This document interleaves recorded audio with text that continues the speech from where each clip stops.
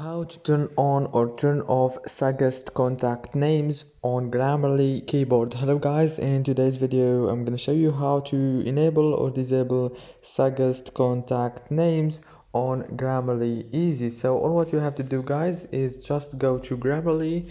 Now go to Grammarly settings, the second option, click on it and then go down until you find the second suggest contact names here. You can enable it or disable it, as you can see, easy and fast.